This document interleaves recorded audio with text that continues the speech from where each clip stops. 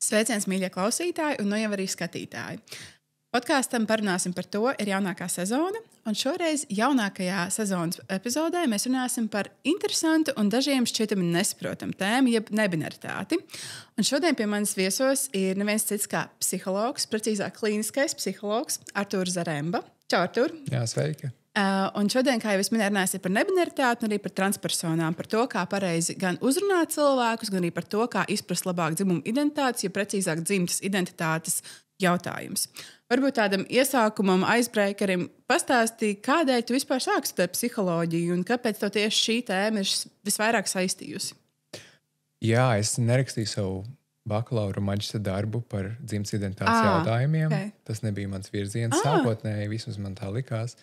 Es patiesībā ļoti biju apjutis, kad es rakstīju savus akadēmiskos darbus, bet tad, kad es biju strādājis praksē, universitātes jau pēdējos gados, mani visvairāk piesaistīja darbs ar LGBTQ+ klientiem. Universitātē par to informācijas nebija gandrīz vispār necik, un tas nav jaunums tieši tajā universitātē, kur es studēju. Tas ir visās Latvijas vidēs universitātēs. Laikā, kad es studēju pirms. Tagad tur kaut kas palēnām, kaut kas mainās, bet arī es dzirdu, ka tas temps ir lēns. Es teiktu, tā nav tā kā specifikā kurs, piemēram, universitātē psihologiem. Nav īsti lekcijas, nav tādu materiālu, kas varētu mācīt padziļināti vai pat pietiekami nepieciešamā daudzumā informācija, kas būtu aktuāla, strādājot ar LGBTQ+ kopienu un cilvēkiem un specifiskiem jautājumiem, kas ar šo kopienu ir saistīti.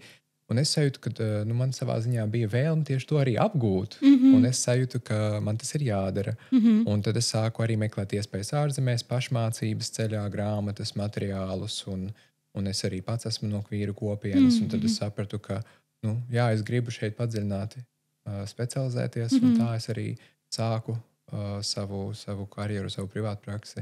Okay. Un tagad es arī strādāju lielākoties ar kvīriem.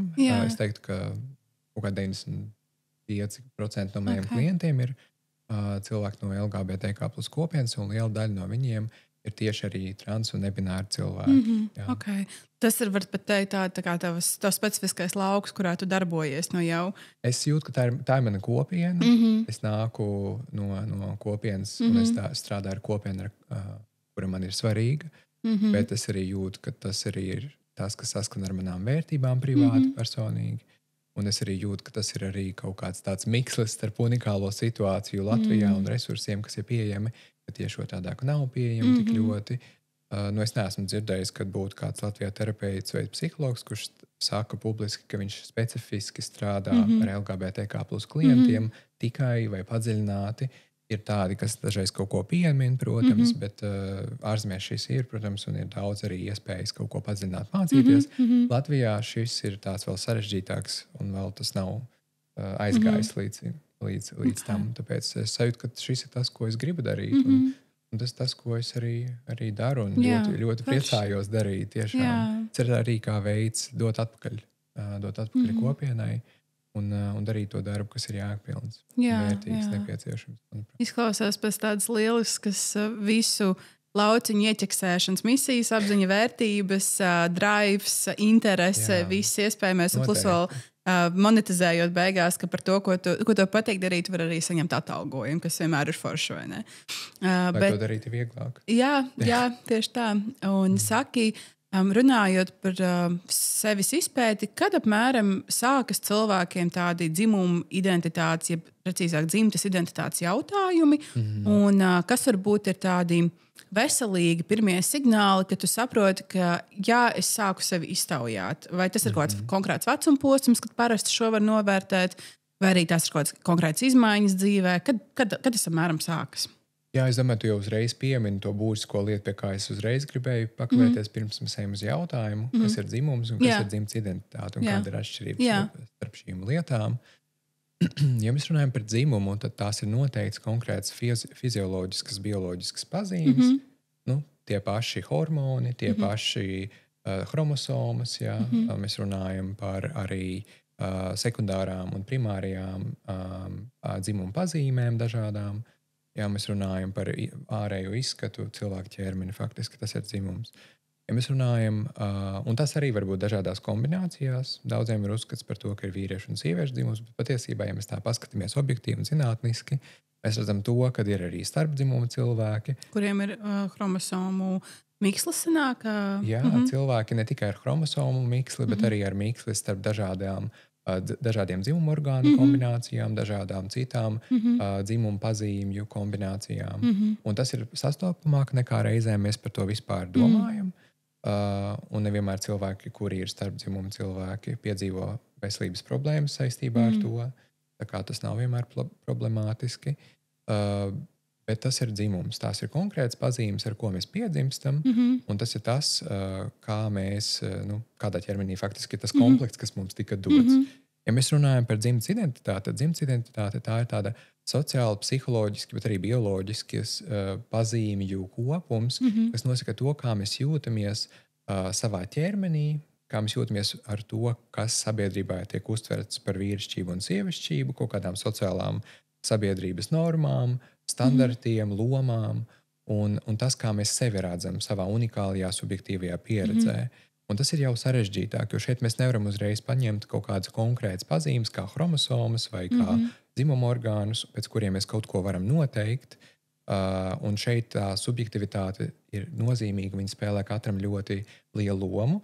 Pēc ir arī tādi vārdi kā transcilvēks vai cis cilvēks. Ja, piemēram, cis cilvēks, tas ir cilvēks, kura dzimtas identitāte sakrīt ar dzimumu, kas cilvēkam ir noteikts pie dzimšanas, piemēram, sieviete.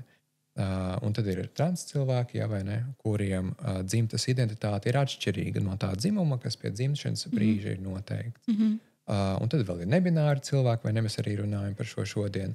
Cilvēku, kura arī dzimtas identitāte nesakrīt ar dzimšanas brīdī noteikto, bet vienlaicīgi tas ir kaut kas, kas nav tik ļoti varbūt vienmēr stingri un kategoriski cilvēku pieredzē piedzīvots. Piemēram, cilvēks nepieturas pie ļoti stingras idejas pie tā, kā ir jāizskatās, kā ir jāuzvedās, kā cilvēks sevi redz, kādas lomas cilvēks sev uzliek, un cilvēks jūtas varbūt brīvāk un kaut kā dažādāk vispār savā uzvedībā, pauž sevi.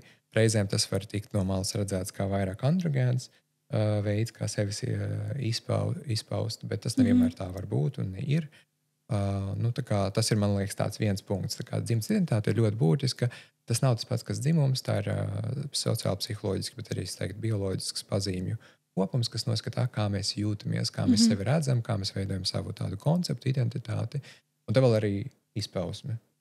Es teiktu, ja dzimtas identitāte ir tāds liels aizberga visums kopums, tad dzimtas izpausme ir tāds pašs augšējais slānīts, ko mēs redzam virs ūdens, ko mēs redzam, ko cilvēks parāda no ārpuses. Piemēram, sēžot šādi kopā, mēs varam pieņemt, kāda dzimtas identitāte varētu būt otram cilvēkam, bet mēs līdz galam to nezināsim, kamēr cilvēks to nepateiks. Jo mēs nezinām, vai viņš to dzimtas izpausmi pauž atbilstoši savai dzimtas identitātei vai kādu citu iemeslu dēļ, pauž to kaut kādā vienā vai noteiktā veidā. Piemēram, es esmu saģērbies šādi, pēc ka es tiešām jūtos un es esmu dzimtas identitātes ziņā vīrietis, vai tas ir tāpēc, ka varbūt es nepaužu savu dzimtas identitāti šobrīd, jo es nejūtos, ka tas varbūt ir droši vai kaut kādā veidā vēl nav ierasti man dažādāk. Tas ir tāds jau uzreiz tāds viens, par to var daudz arī runāt, bet ja atgriežamies pie tava sākotnējā jautājuma, vai ne, par to, kā mēs varam dzimtas identitātes veidošanos novērot, tad tas ir kaut kas, ko bērni jau var redzēt sev, ko bērniem māca vecāki no agra vecuma, bet arī ko vidē bērns pats redz apkārtnē, ko bērns pats sev saredz jau no agra vecuma. Dažreiz tie ir 5-6 gadi, dažreiz tas ir nedaudz vairāk, katram pieredze tomēr ir nedaudz atšķirīgāk, nav viens noteikts vecums.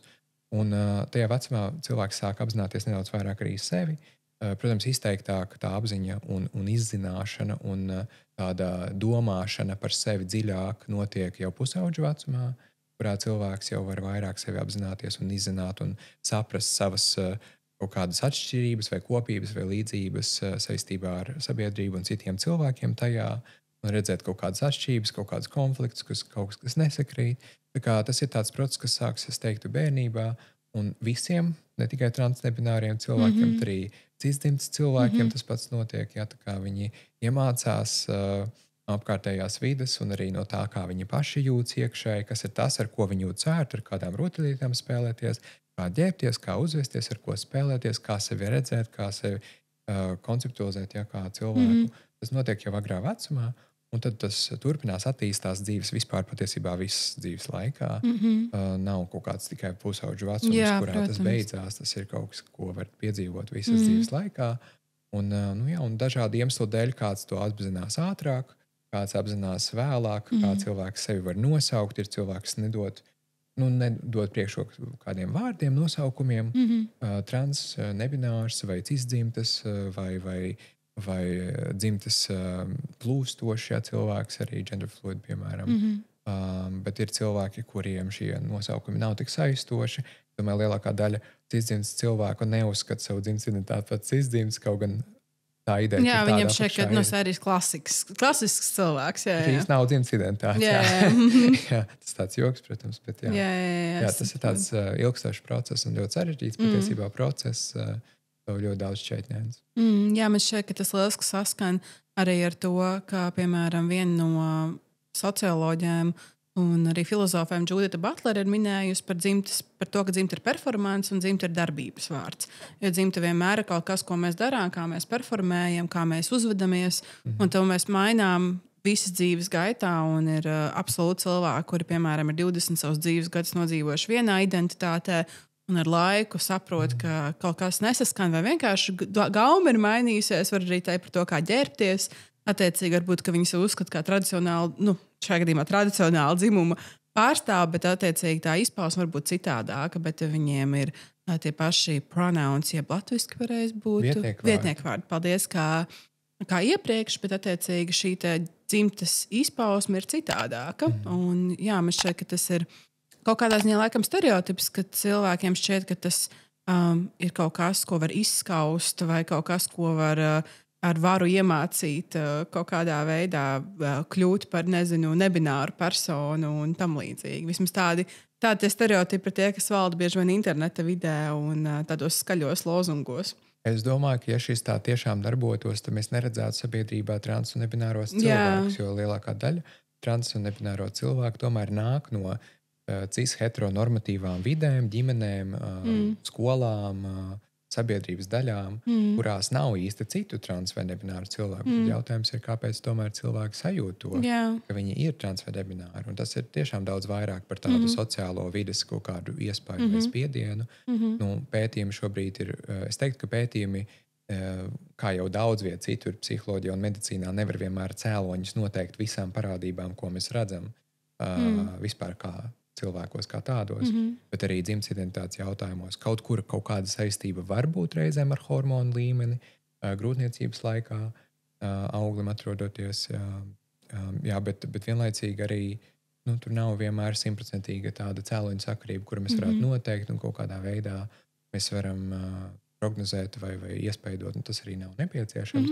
Ja mēs paskatāmies vēsturiski, trans vai nebināri cilvēki ir eksistējoši visu laiku, cik ir iespējams, un dažādās kultūrās, dažādās vidēs, kur trans vai nebināru cilvēku pieredzes un būšana netika uzskatīta par kaut ko nepieņemamu vai kaut ko, kas ir atšķirīgs vai cits vai ne tāds, kā vajadzētu.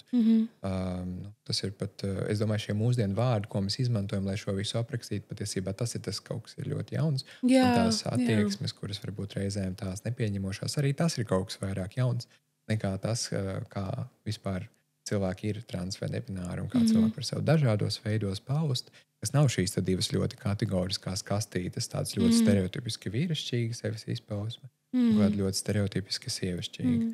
Ja mēs, man liekas, paceļojam arī, ceļošana ļoti palīdz daudzos jautājumos, arī pavērt prātu par to, kā tiešām dažādās kultūrās, dažādās vidēs dzimta vispār eksistē un funkcionē.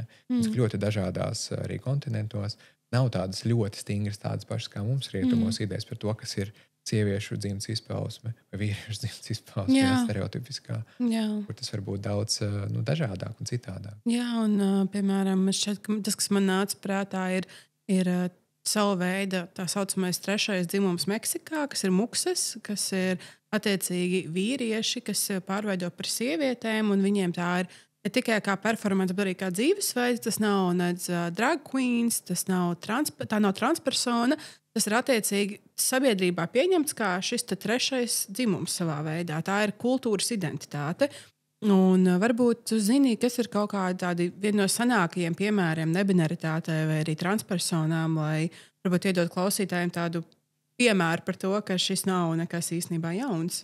Hidžras Indijā arī. Viņiem ir, es neesmu eksperts tieši dažādās kultūrās, bet es zinu, ka Hidžras Indijā ir transpersonas arī, kuras šobrīd varbūt jau es nezinu cik gados, bet nav vairs tik ļoti pieņemtas, bet vēsturiski, ja mēs skatāmies, un tas, ko es esmu lasījis, ir bijis būtisks arī kultūras daļa un elements, ka ir vīrieši, kuri nav stereotipiski vīrišķīgi, kuri var būt plūstoši savā izpausmē un kuri var izskatīties ļoti dažādi, gan kā sievietes, gan kā vīrieši, gan kā kaut kas nav neviens, ne otrs.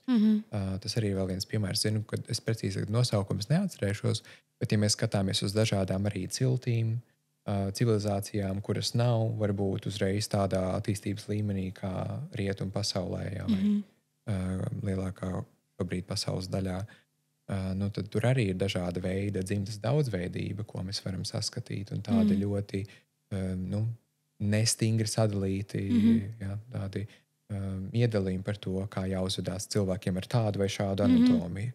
Jo tas, ka mēs piedzīvojam, vai mums ir kāda konkrēta anatomija, tas uzreiz neparedz noteiktu uzvedību, izskatu, sevis izpausmi, uzskatus, intereses. Tur ir reizēm kaut kāda saistība, bet nevienmēr, un tā nav vienmēr jābūt. Man liekas, mums rietumu pasaulē un kultūrā ir tomēr diezgan liela, pārāk liela reizēm tāda pieturēšanās pie tādām ļoti stingrām kategorijām. Pēc, jo mūsu prātam ļoti patīk stereotipizēt informāciju, mūsu prāts patērē tādā veidā mazāk enerģijas. Jo mazāk enerģijas tiek patērēts, lai es varētu saprast, kas tas tāds vispār tur ir, ko es redzu sev priekšā tas cilvēks. Mēs automātiski saistam to ar kaut kādu. Mēs to darām visu laiku. Kad mēs redzam ārā, nezinu, tur kaut kādu koku, mēs nestāvam, mēs nedomājam, kas tas tāds stumbrs, kaut kādā tādā brūnīgā krāsā ar kaut kādiem zaļiem bumbulīšiem. Mēs uzreiz saprotam, ka tas ir koks. Tā ir viena veida ļoti efektīva mūsu smadzeņu darbība, smadzeņu stereotipizē šo informāciju.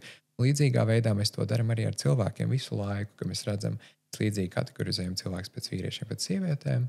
Bet patiesībā jau ir cilvēki, kas tajā neierakstās. Un tad tajā brīdī mūsu smadzenes var apstulbt, jo mēs to varbūt neesam pieraduši redzēt. Un tad ir tādi jautājumi, kā mēs uz to reaģējam, kā mēs to reaģējam, ko mēs sakam, ko mēs darām un kā mēs to informāciju tālāk apstrādājam. Dažreiz tā stereotipizācija var būt palīdzoša, un citreiz tā var būt ļoti kaitīga. Tīpaši jautājumos, kur mēs runājam par citu cilvēku cienīšanu, necienīšanu, citu cilvēku pieņemšanu, nepieņemšanu, bērnu izdzīšanu vai neizdzīšanu no mājas, nebinaritātes vai transdzimts jautājumu dēļ, vai dažādu citos jautājumos. Jā. Un saki, vai tavā kā psihologa pieredzē, gan akadēmiskā, gan arī jau praktiskā pieredzē, cik daudz, varbūt ne gluži procentuāli, bet tādā izpratnes ziņā ir cilvēku, kuri ir vairāk neiejūtīgi pret nebināriem cilvēkiem vai transpersonām. Vai arī tev šķiet, ka situācija uzlabojas pašlaik Latvijā, ka mēs kļūstam atvērtāki, vai arī ka joprojām ir tāds mazliet purvs šajā jomā? Jā, es biju skaties statistiku, kas apkopo kopējo attieksmi pret LGBTK plus cilvēkiem Latvijā un Eiropā, un Latvija bija viena no pēdējām valstīm, diemžēl. Jā, nekas jauns. Bet ar laiku tas uzlabojās, ar laiku paliek labāk, un man liekas, tas ir mūsu daudzu lietu vai faktoru kombinācija, kāpēc tā notiek, bet arī liela daļa ir Latvijas aktīvistu, Latvijas kvīrisko organizāciju darbs un ieguldījums, un cilvēki, kas izglīto un kas stāsta. Arī savā ziņā informācijas pieejamības, pateicoties tai dēļ, jā. Bet es teiktu, ka Latvijā vēl ir ļoti pie daudz kā jāstrādā. Tos precīzus datus varbūt nenosaukšu, bet ja mēs skatāmies par, piemēram, to pašu homoseksualitāti, jā, vai gejiem, lesbietēm, tad cilvēki kaut kā jau nedaudz vairāk kļūst iecietīgāki kaut kādās sabiedrības daļās pret seksuālos orientācijas dažādību, kur vēl joprojām tas ceļš ir ejams dzimtas identitātes jautājumos. Jo dzimtas identitāte ir kaut kas, jautājumi, kas ir saistīti ar dzimtas identitāti Latvijā, tiek aktualizēti, lai gan jau būtisku laiku, bet tomēr tas ir kaut kas, kas vēl nav tik ļoti vienkārši ienācis. Ja, un cilvēkiem tomēr ir daudziem pretestība, un liela loma spēlē arī dažādi cilvēku uzskati, kas nav saistīti tiešā veidā ar dzimtas identitāti. Piemēram, arī cilvēku reliģiskums, kaut kādas noteiktas reliģiskās piedarības, politiskās pārliecības, ja konservatīvas, piemēram, kaut kādās jomās. Un arī paši cilvēki kaut kādus kauns. Jo, ja mēs runājam, piemēram, par to pašu neiecietību vai stigmu vai nosodījumu diskrimināciju, ko cilvēks var paust pret trans vai nebināriem cilvēkiem, tad ir populārs vārds un, protams, izmantots vārds transfobija, tāpat kā vārds homofobija un bifobija un citi. Bet man šo vārdu nepatīk izmantot, un iemesls, kāpēc es to neizmantoju, tā nav fobija. Tur nav īsti fobiskas reakcijas parasti cilvēkiem. Tā nav diagnoze. Tā nav grūtība, ar ko cilvēks pats jūt, ka viņš grib vispār pat tikt galā. Ar fobijām parasti cilvēks grib tikt galā. Tur ir citi mehānismi arī apakšā bieži vien. Tas nav tas pats kā fobijai. Tāpēc es vārdu izmantoju transnegativitāte. Transnegativitāte, kas ir vairāk tiešām par to, un tas ir tas, ko mēs redzam pētījumos, ka negatīvajā attieksmē pamatā ir daudzas lietas, un viena no tām ir zināšanu trūkums, pieredzes un saskarsmes trūkums. Nevienmēr tur ir bailes, dažreiz tur var būt bailes, bet citreiz tur ir vairāk kauns par sevi, par kaut ko vairāk, plašāk. Tas var kaut kā ļoti personīgi aizķert. Kauns kaut kāds, tur var būt dusmas. Saki, piedodas tev pārtraucu, par ko parasti cilvēkiem, kuriem ir šī negativitāte, par ko viņiem ir kauns, par to, ka viņiem ir līdzīgas izjūtas, viņi nespēj tās paust, vai arī vai kā tas izpaužas? Tas var būt ļoti interesanti. Tas, man liekas, arī viens no piemēriem. Dažreiz tas var būt saistīts ar to, ka es paužu sevi ļoti stereotipiski vīrišķīgā formātā, un kaut kur es neesmu sevi to varbūt vienreiz paudis, varbūt bija paudis sevi sievišķīgi, un tas, ka es redzu, kāds ir cits cilvēks, kurš pauž sevi tik brīvi, un tas neierakstās tādā ļoti stingrā kategorijā, kā man ir teikts, ka man ir jāuzvedās visu manu dzīvi, manī atgādina to, ka es kādreiz arī kaut ko līdzīgu varēju darīt, vai pat ne tuvu, bet kaut kur attālināti. Un tas jau manī atgādinot to, rada kaut kādu kaunu par sevi, par to, ka varbūt es kaut kur ne tā biju darījis, kā man likās ne tā pēdņās, protams. Tā. Vai, ka redziet, ir cilvēks, kas tik ļoti izaicina manu uztveri par pasauli, ka man rodas kauns par to cilvēku. Tas kā spāņu kauns, kas ir second hand embarrassment. Jā, vai par, plašāku sabiedrību, vai par, manu bērnu, vai par maniem draugiem, vai Latviju, vai valsti, vai vēl kā, vai par sieviešu kā tādu kopumu valstī, vai vīriešu kā tādu kopumu vīriešiem, vīrišķību, kas tādu vispār ir. Es teiktu, ka tur parasti patiesībā, ja mēs tā rokamies dziļāk, kas ir zem tā kauna, tur ir ļoti personīgas pieredzes. Tiesībā. Ja mēs skatāmies, kādēļ cilvēks jūt šo kaunu, ne visi atkal, kas ir trans negatīvi, viņi jūt kaunu, bet daži jūt, un tie, kas ir, tur parasti ir kaut kas arī ļoti personīgs. Kāpēc es jūtu to kaunu? Tas nav tik daudz par to otru cilvēku, visbiežāk kā par mani pašu. Kaut kas tur manī tāds tieši tiek triggerots. Un tas var būt saistīts ar to, ka man tēvs visu bērnību ir teicis, ka neraudi, beidz čīkstēt, beidz pinkšķēt, neesi meitene un tā tālāk. Kas ir absolūti normālas lietas, būsim godīgi. Bet tas arī kaut kā varbūt saistīts kaut kādos gadījumos ar traumu vai kaut kādām citām lietām. Tās var būt arī dusmas par to, ka es taču zinu, ka šādi ir jābūt, un kā tad tu tagad nāc un izaicini kaut ko vispār, vai ne? Tu izaicini manu pasaules redzējumu, tu izaicini to, ko es biju domājis visu savu dzīvi, kā ir jābūt lietām. Tas jauc un grauj to vienkāršoto redzējumu par to, kā pasaulē lietas darbojās, un tas var radīt diskomfortu, tas var radīt šo trauksmi kaut kādā ziņā varbūt reizēm, tas var radīt kaut kādas dusmas, tas var radīt to, ka, vai tas nozīmē to, ka man arī par šo tagad ir jādomā, un ko tas nozīmē par manu dzīvi, ka es nebiju par to domājis, ka es biju kaut kā agrāk citādāk domājis, vai Ko tas nozīmē tagad, ja šie cilvēkiem būs vairāk tiesības un brīvības, vai tas nozīmē, ka viņi arī nepareizi uzskata par to, kas notiks, ja trans cilvēkiem vai nebināriem cilvēkiem būs vairāk tiesības nekā viņiem ir, ka šobrīd ir ļoti, ļoti, ļoti maz patiesībā tās tiesības nelīdzvērtīgi. Vai tas nozīmē, ka man tas apdraudēs manu ģimeni, manas bērnus? Tur daudz arī aizspriedumi. Tā pati neziņa par to, ka bērni paliks arī trans vai nebināri, kaut gan nav tādi pētījumi, kas pierādītu, ka tādēļ, ka bērns augtu pie kvīriskiem vecākiem, viņš vairāk būtu kvīrisks vien tā dēļ. Tā ir aplama informācija, un tas tā automātiski nenotiek. Kā bērns, kurš ir cisdzimts un kurš ir heteroseksuāls, nebeigs tāds būt, ja viņš augs kvīriskā vidē. Es arī domāju, kas ir uzreiz tas negatīvais, pat ja būtu, vai ne? Kādēļ mums šķiet, ka tas ir kaut kas negatīvs? Tas ir arī ļoti vērtīgs jautājums. Jā, jo tas ir, tur jau ir kaut kāda tāda arī baiļu pieskaņa par to, ka, Dievs, bet mans bērns arī tāds būs, es domāju, bet tas ir kaut kas briesmīgs, ja tavs bērns būs lesbiete vai gejs vai nebināra persona. Tas jau, man šķiet, ka šie cilvēki, tieši kā tu minēji, stāsta par viņiem. Viņu iekšējo pasauli un traumām un redzējumu un vērtību, varbūt kaut kādu zušanu viņu pasaulē. Man ir kaut kāda redzējuma maiņa par to, ka nav viss tā, kā es domāju iepriekš. Un tas par vecākiem domājot, tas var būt reizēm par to, ka es nezinu, kā būs manam bērnam dzīvot, kā transpersonai, būt gejam, būt transpersonai, būt biseksuālai personai vai nebināram cilvēkam.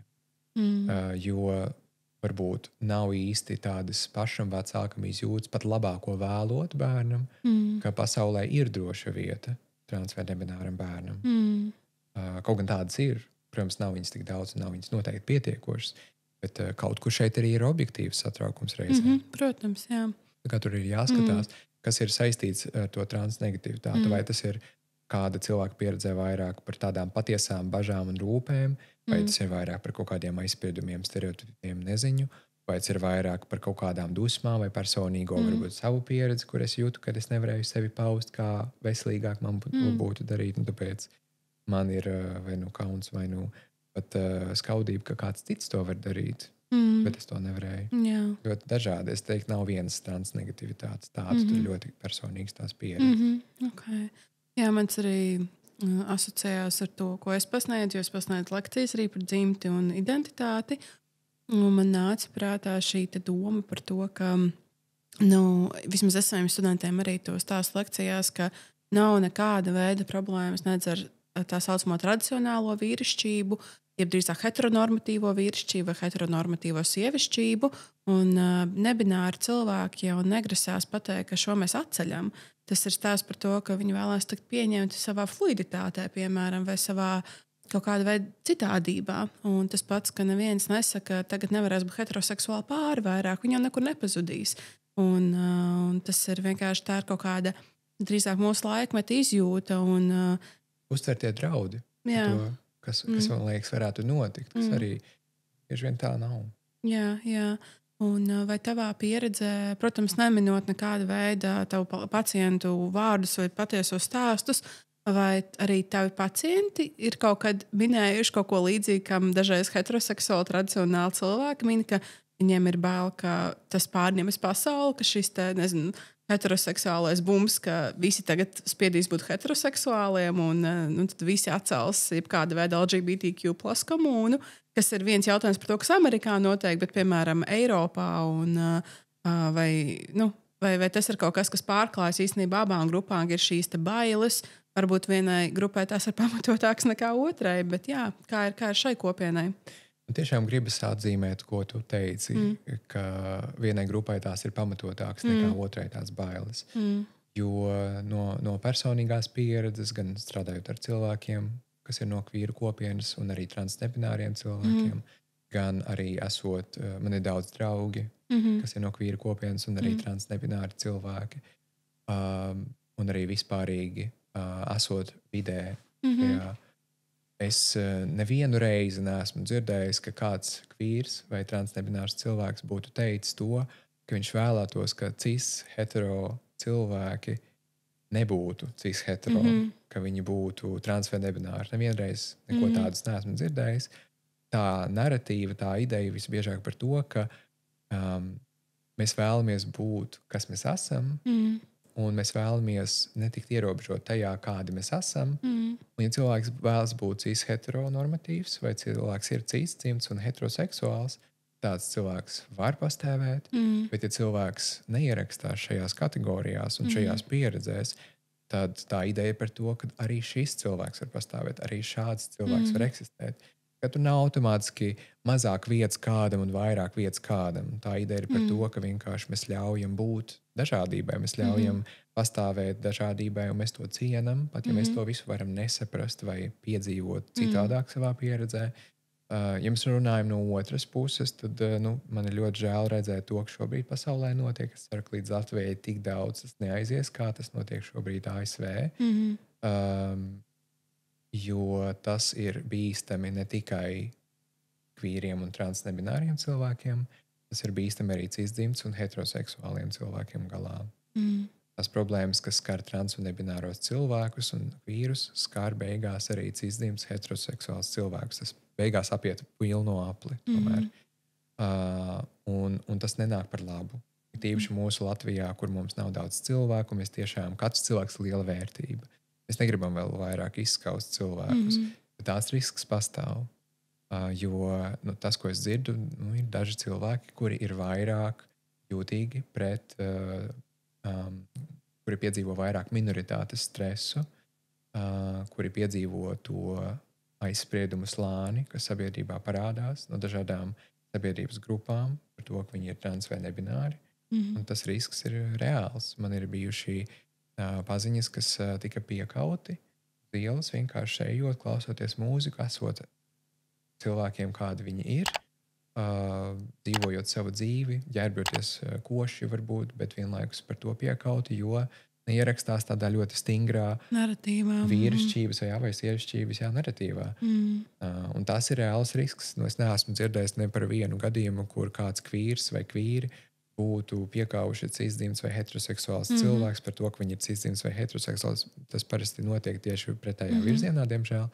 Bet kaut kā tas paliek, protams, labāk ar laiku. Tas ir ļoti labi, man to prieks redzēt.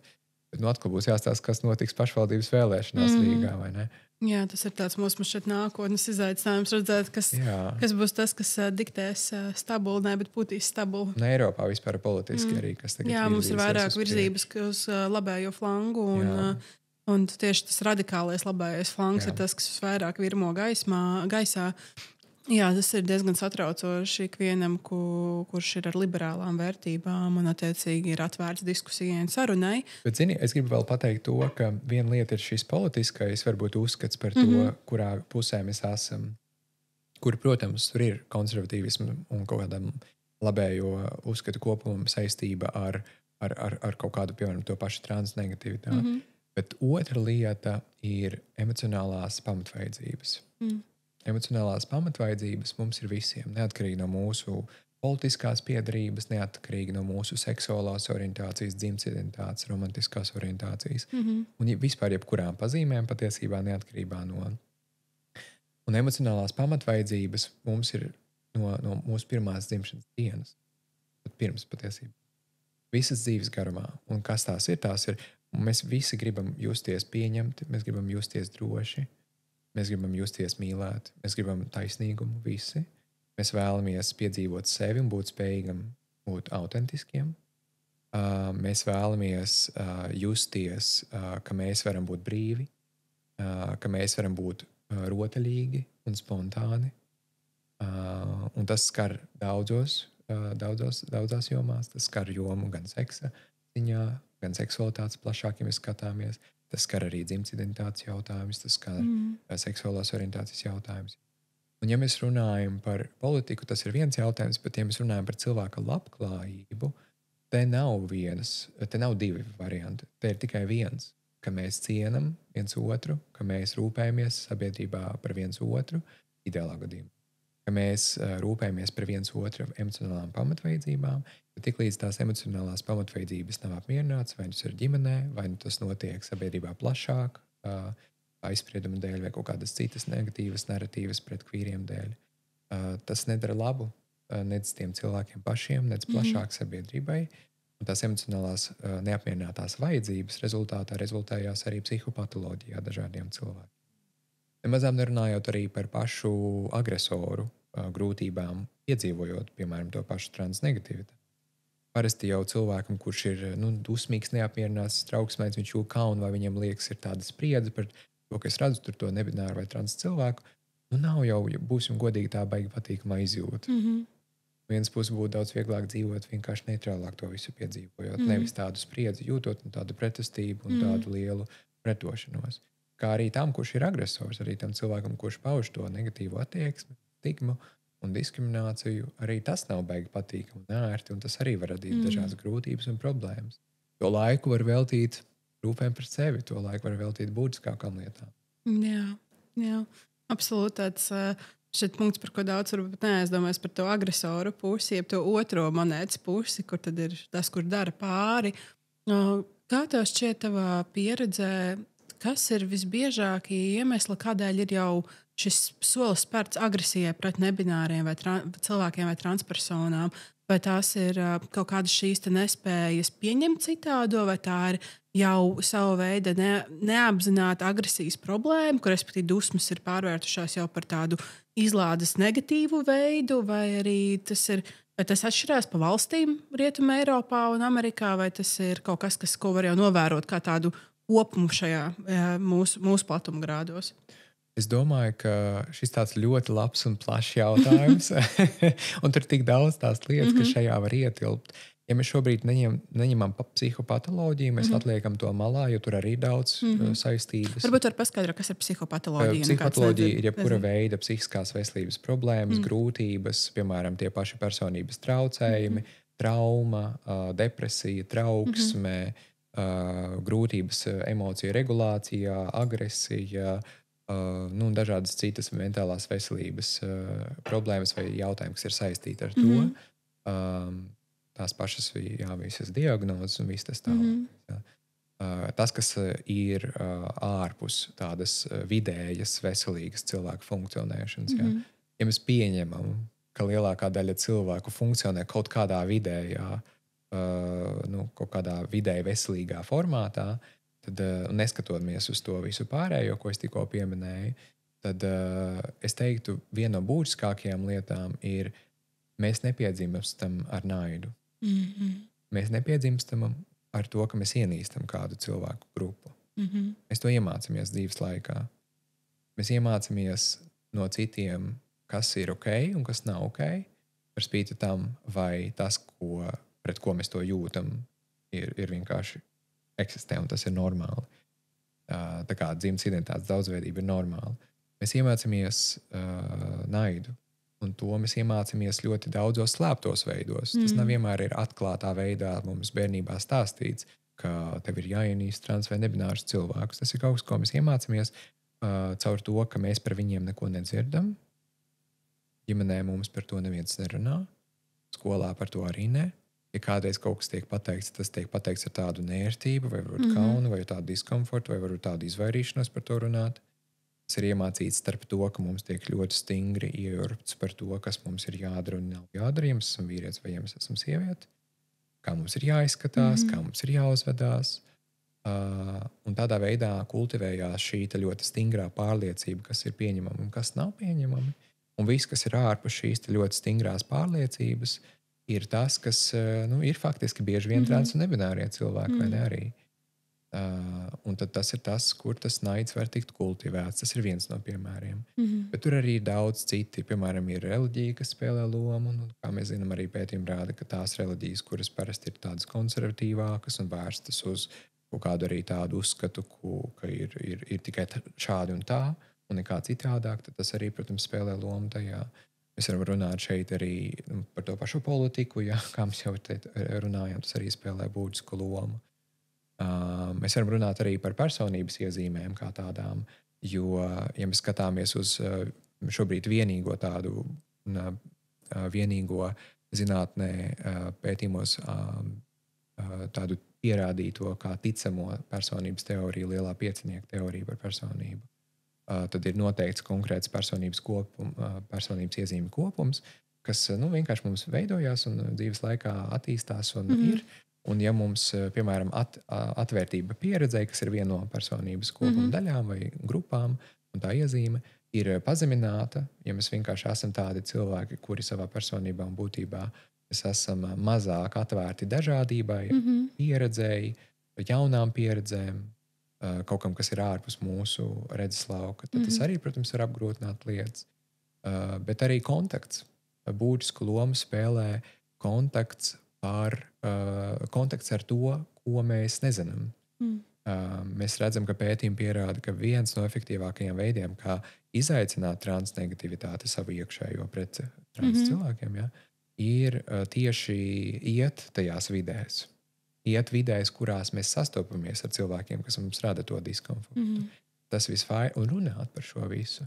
Un tas visvairāk mazina to. Un savukārt, ja mēs darām tieši pretējo, ka mēs neejam tajās vidēs, ka mēs sēžam burbuļos savos, ka mēs izvairamies, ka mēs nerunājam, ka mēs neuzdodam jautājumus, nelasam, neinteresējamies, tad, protams, tas ir arī kaut kas to veicina, beigās to negatīvo pārliecību. Es domāju, tur vēl daudz visādas citas parādības un faktori, kas šeit spēlē lomu, šie ir tikai daži, tas ir tikai daļiņa. Bet jā, es domāju, tas ir kaut kas, kas noteikti būtisku lomu var atstāt. Jā, paldies. Bet kurā brīdī mēs varam nošķirt tādu dzimumu disforiju, kur tiešām rodas šī te, vienkārši saktu par dzimumu disforiju, un kad tas, piemēram, ir tāds ikdienišs sevis izzināšanas periods. Respektīvi, kurā brīdī tu kā indivīds, piemēram, vari saprast, ka kaut kas neatbilst tādai tradicionālam normatīvam par to, kā mēs sevi redzam un kāda ir mūsu piederība. Jā, man liekas, tas ir vērtīgs jautājums, un te, man liekas, ir jāiedala uzreiz 3 daļās. Kas ir dzimtas identitāte, to mēs jau runājām, kas ir dzimuma disforija un kas ir dzimtas nekongruence. Tādas neesmu dzirdējusi. Jā, un mums Latvijā es ceru, ka no 2027. gada būs pieejams, es ceru, starptautiskais slimību klasifikātoru 11. versija. Šobrīd Latvijā mēs izmantojam 10. versiju, kas tas tāds ir. Tā ir īsumā, var teikt, tā kā klasifikators, kurš nosaka visa veida slimības, traucējumus, grūtības, problēmas, ko pie ārsta var diagnozi saņemt faktiski. Un dzimtas nekongruence ir kaut kas jauns šajā klasifikatorā, kas būs cerams pieejams arī Latvijā. Es tiešām ceru, ka tas jau būs 27. gadā, bet mēs to nevaram zināt. Tas ir atkarīgs arī no veselības ministrijas, kā tas viss Latvijā tiek integrēts un pieņemts. Bet Eiropā jau dažviet to izmanto. Tātad dzimtas nekongruence ir cilvēka pieredze par to, ka dzimtas identitāte un dzimums nesakrīt. Un dzimtas nekongruence neietver to, ka man ir jābūt par to kaut kāds stress vai diskomforts. Tā ir vienkārši faktuāla atzīšana medicīniskajā jomā par to, ka dzimtas identitāte un dzimums nav viens tas pats. Tad konkrētiem cilvēkiem. Jā, piemēram, transvīrietis. Transvīrietis, pie dzimšanas noteikti sieviešu dzimums. Cilvēks var nepiedzīvot dzimumu disforiju, un cilvēks vienkārši jūt, ka viņš ir vīrietis un viss. Nav tas sieviešu dzimums saistošs un vēlas darīt kaut ko, piemēram, kaut kāda veida dzimtes apstiprinošo aprūpi saņemt, vai apģērba ziņā, vai sociālo, vai kādu citu medicīnisko vēl kā, lai es justos ērtāk. Un tad tas varbūt ir jautājums, tad šajā klasifikatorā ir tāds termins dzimtas nekongruence. Dzimuma disforija šajā klasifikatorā, man liekas, pat vairs nebūs. Bet agrāk viņš bija, un tagad joprojām Latvijā vēl ir izmantots. Dzimuma disforija ir psihiskās veselības grūtība vai tāds stāvoklis, kurā cilvēkam ne tikai ir šī nesakritība starp dzimumu un dzimtas identitāti, bet rodas liels distress par to. Snāk, tad viens termins ir ar vairāk tādu negatīvu konotāciju, ka būtībā... Ciešanām. Drīzāk, ka tas ir, man tā ir, plus es no tā ciešu. Otrā gadījumā es neciešu no tā, bet man vienkārši ir šis stāvoklis, kurā mana identitāte ir savā veidā transformēta.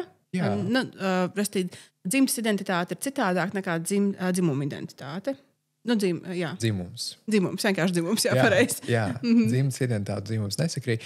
Jo ārstiem vajag kaut kādu nosaukumu, kā var piešķirt, lai saņemtu, kuru var piešķirt, lai saņemtu, piemēram, to pašu hormonterapiju cilvēkiem, kas to vēlas saņemt. Un atkal jāatzīmē, ka ne visi trans un nebināri cilvēki vēlas un iet saņemt hormonterapiju, kādi to vēlas saņemt, kādi nevēlas, kādi vispār neiet nekādas medicīniskās, ķirurģiskās procedūras saņemt. Ja mēs runājam par dzimuma disforiju, disforija ir neapmierinātība pēc idejas. Neapmierinātība ar dzimumu.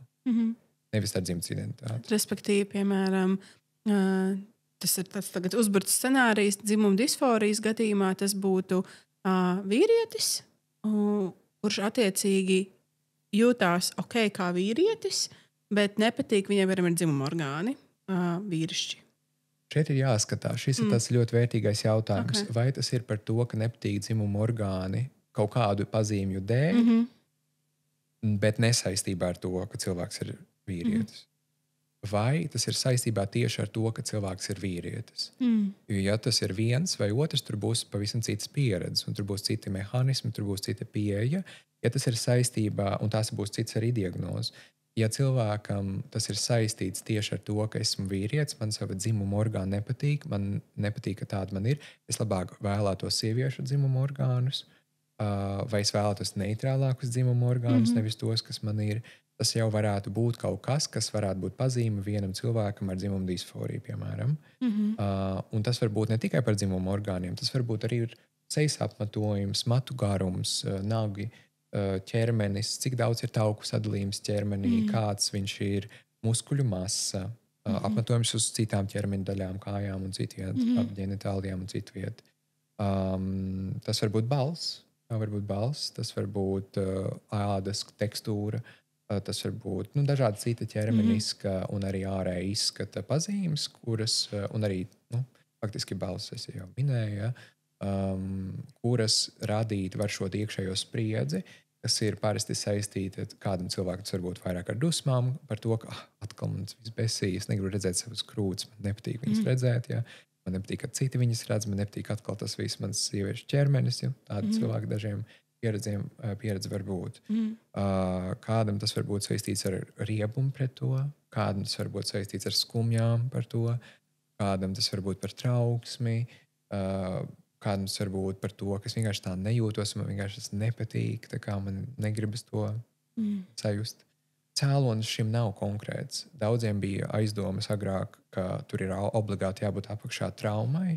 Tā nav. Pētījumi to nepierāda, ka automātiski tādēļ, ka cilvēkam ir trauma bijusi, kaut kāds traumatisks notikums, tādēļ cilvēkam ir dzimtas identitāte, trans vai nebinārs, un tādēļ cilvēkam ir dzimuma disforija. Kaut kādos gadījumos trauma var spēlēt lomu dzimuma disforijā. Bet tas nav vienmēr. Bet tas nav noteikti noteicējis dzimtas identitātē automātiski. Un tas nav vienīgais noteicējs, un tas arī nav noteicējis dzimuma disforijā obligāti. Tas var būt dažos gadījumos, bet atkal nevienmēr. Un tad dzimuma disforija, viņa var būt arī dažādās pakāpēs, kādam viņa var būt izteiktāka. Un ja viņa ir spēcīgāka, tad tas distress ir ļoti liels. Un tā grūtība ir tas, ka tas saistās pēc tam var radīt dažādas citas mentālās veselības problēmas. Tāpēc tas ir tik svarīgi, kad ir atbalsts un palīdzība, lai mazinātu dzimuma disforiju. Un tās grūtības, kuras var rasties, ja tas atbalsts nav, ir gan depresija, gan trauksme. Tas var būt arī traumatiski. Pats fakts par sevi, ka es esmu gadiem ilgi šajā disforiskajā pieredzē. Tas var būt ļoti izolējoši, var būt attiecību problēmas, un var būt vielu lietošanas problēmas, var būt paškaitējums, var būt pašnāvības jau tendences, jā. Ir ļoti daudz nopietnas saistības, ja cilvēkam dzimuma disforija ir, un īpaši šeit ir ilgstoši. Tāpēc dzimtas apstiprinošā aprūpe mums eksistē, kura pētījumos šobrīd parādās kā viena no efektīvākajām pieejām, strādājot, mazinot dzimuma disforiju. Dzimtas apstiprinošā aprūpe ir daudzveidīga. Tas ir apģērbs, kur es pielāgoju, sociāli, jā, vai vietnieku vārdu, ko es izmantoju, vārds, kur es izmantoju, kas arī ir sociāli dzimtas apstiprinošā aprūpe. Tad mums ir atkal šī juridiskā dzimtas apstiprinošā aprūpe, vārda juridiskā maiņa, dokumentos dzimuma maiņa, marķiera maiņa dokumentos. Tad mums ir arī medicīniskā dzimtas apstiprinošā aprūpe, kas ir dažāda veida estētiskās, ķirurģiskās, medicīniskās procedūras, arī hormonālās intervences, kuras ir iespējamas, bet arī ne tikai tās, tā paša iešana uz sporta zāli un dažādi cita veida aktivitātes un daudz kas vēl cits. Tā kā šis ir tas, kas šobrīd mēs redzam ir visefektīvākais. Sākot jau ar pusauģiem, bet arī pieaugušo vecumā. Es zinu, ka vēl nesen bija tādas aktīvas diskusijas par to, kurā brīdī drīkst lietot hormonālo terapiju. Un, ir zināms arī, ka ir kaut kādi tādi ekstrēmi gadījumi bijuši ārzemēs. Piemēram, ja nemaldos, pirms kaut kādiem 4 gadiem bija šis milzīgais stāsts mēdījos par to, ka Kanādā ir iesūdzēts ārsttiesā par to, ka nepilngadīgam cilvēkam ir dots izrakstīta hormonālā terapija. Tad, attiecīgi, šis pusaudzis pēcāk jau jauns cilvēks ir pārdomājis, un hormonus mēs vairs nevaram izmainīt. Un, attiecīgi, kā tev šķiet, kur ir šī robeža starp to, kurā brīdī drīkst iejaukties ar kaut kādām, piemēram, hormonu izmainošām terapijām, un kurā brīdī tomēr tas ir jānogaida jā. Šis ir ļoti karsts jautājums, un viņš ir ļoti Latvijā aktuāls. Es dzirdu, kā par to runā Latvijas telpā, īpaši pirms dažiem gadiem tika runāts. Un, diemžēl, nebaigi labā gaismā, un ar daudziem aizspriedumiem un ar daudziem politiskiem uzskatiem, nevadoties pēc zinātnes tik daudz.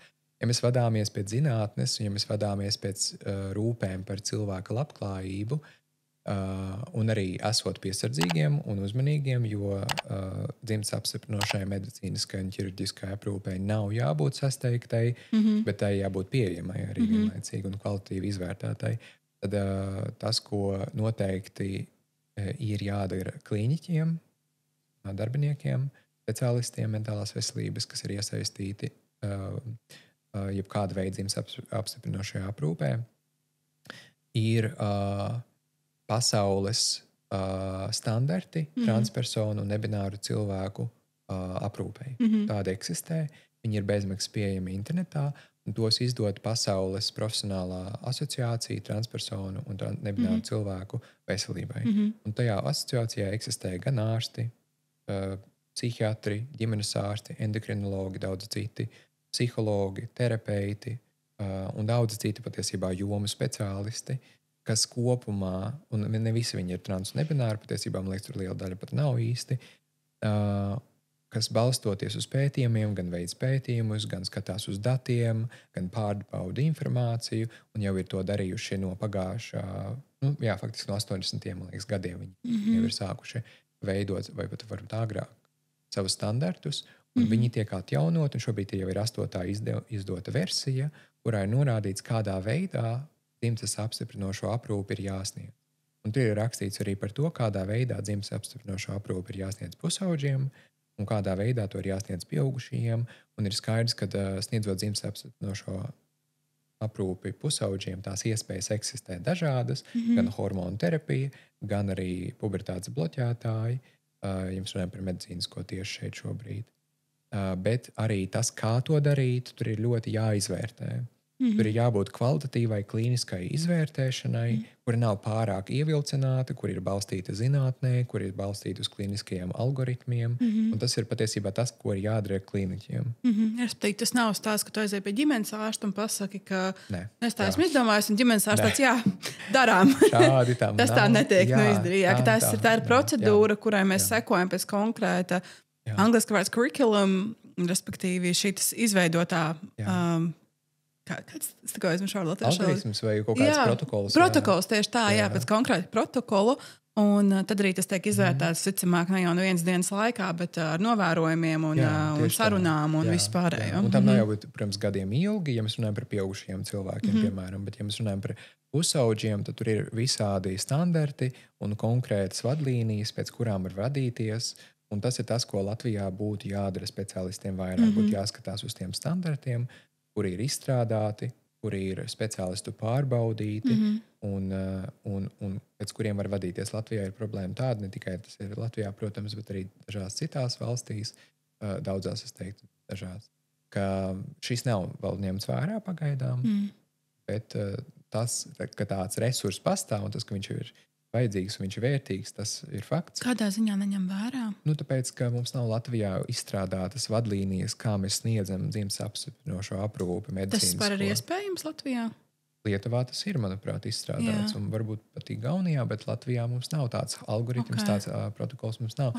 Tas nozīmē to, ka viens trans cilvēks aiziet pie ārsta, saņem viena veidu aprūpi, cits aiziet un viņš saņem pavisam kaut ko citādāku. Ka viņi nevedās pēc tā viena protokola. Un varbūt tas protokols būtu labi, ka viņš nav, es jau uzsveru vairākas reizes, bet tas ir svarīgi, ka tas nav tāds, kurš ir. Tas ir tas, kurš ņem vērā arī cilvēka autonomiju. Protams, ka mēs runājam par autonomiju, mēs runājam par pieaugušā cilvēka autonomiju, tad tur mums tā ir jāņem vērā. Vieglāk iespējams to reizēm ņemt vērā nekā reizēm pusauģa autonomija, jo tomēr pusauģiem arī var būt tā, ka lietas var mainīties un tā. Es nerunāju par dzimtas identitāti tik daudz, kaut gan arī tas reizēm var kaut kādā veidā būt brīvāks un vēl tādā izpētes posmā. Ja? Bet tie algoritmi viņi ir un viņiem ir jāseko, un tur ir daudz konkrēts jau pat ieteikumu un konkrētas vadlīnijas, kāds notiek pie katra speciālista, pie psihiatra, pie psihologa, pie psihoterapeita.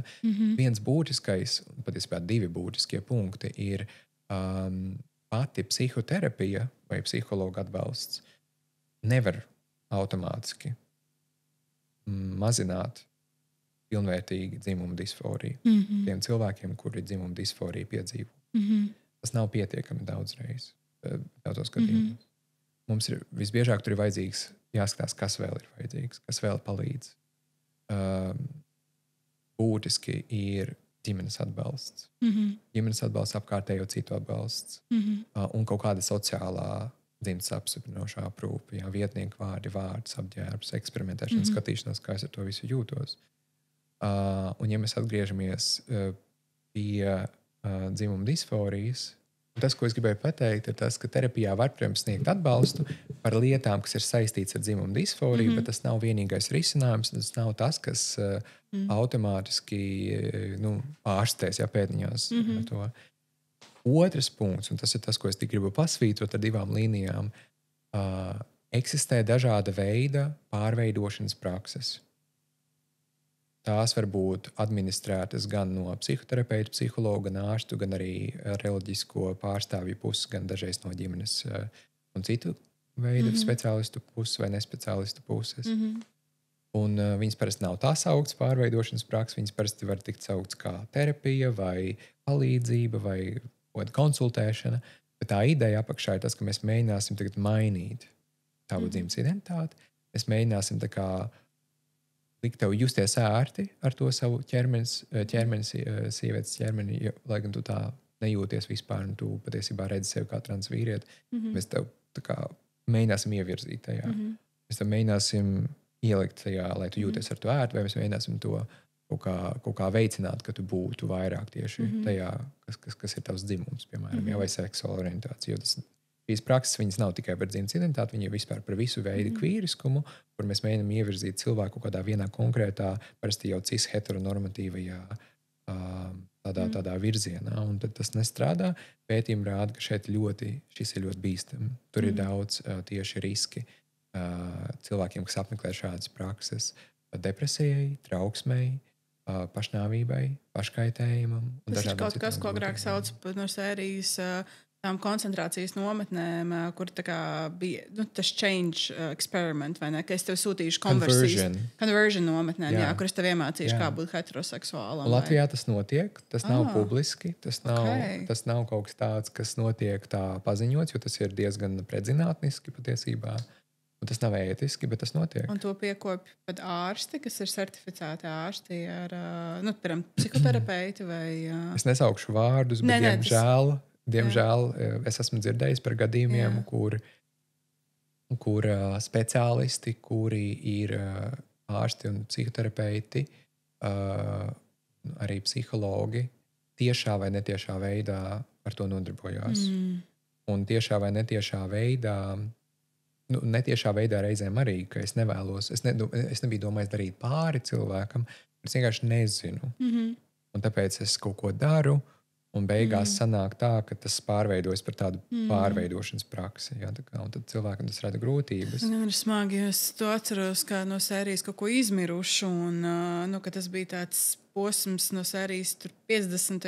un tādā garā. Tas būtu labi. Es nesaku, ka to dara visi speciālisti. Noteikti to daļa ļoti maza cilvēku daļa. Bet to joprojām kāds dara. Bet tas joprojām notiek, diemžēl. Un tas ir tas, kas mums aktualizē to, cik mums ir svarīga izglītība un vispār tas, ka mēs runājam, tas, ka mums ir kvīru pasākumi, tas, ka mums ir transnebināro cilvēku pasākumi, tas, ka mums ir Pride mēnesis, tas, ka mums ir faktiski cilvēkiem ir iespēja gūt saskarsmi ar transnebināriem cilvēkiem, ar kvīriskumu, un arī speciālistiem ir iespēja gūt zināšanas, izglītību, informāciju, prasmes, lai varētu šo darbu un atbalstu kvalitatīvi sniegt. Jā.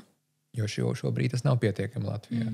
Jā, protams, briesmīgi īstenībā to dzirdēt. Tiešām domāju, ka kaut kāds pilnīgi anarhisks notikums, nevis anarhisks, bet varbūt ir anarhisks, bet arhaisks notikums, respektīvi sabiedrībā, kas ir izzudis un kas nav nekādā veidā legalizēts. Bet mēs arī pieskārāmies par to, ka ir šī saruna ar terapeitu, protams, kas ļoti palīdz, ir šī sociālā integrācija, kas ir gan vietnieku vārdi, gan arī vienkārši tas, ka, piemēram, kā tu ģērbies, ka tu ļauj sev, piemēram, staigāt vai ne, piemēram, platāku soli. Bet kas varbūt ir tie visbiežākie problēma jautājumi, ar ko saskars cilvēki, kas mēģina iznākt kaut kādā veidā, ne šajā gadījumā ne no skapja, bet respektīvi, kuriem ir šis pārmaiņu ceļš. Varbūt var ieskicēt, ar ko šis cīniņš notiek, kas ir viens, protams, ar savu iekšējo, vai nu neapmierinātību, vai uztraukumu, vai, kā tu minēji, dusmām, bet otrs varbūt ir kaut kas, ko arī mēs kā sabiedrība kaut kādā veidā visu laiku atražojam, kas traucē šiem cilvēkiem nejusties tik labi mūsu vidē. Jā, es domāju, ka tas ar ko saskaras kvīri, transnebinārie cilvēki pirms iznākšanas no skapja, pirms savas identitātes atklāšanas citiem un atbalstošas kaut kādas grupas un vides atklāšanas.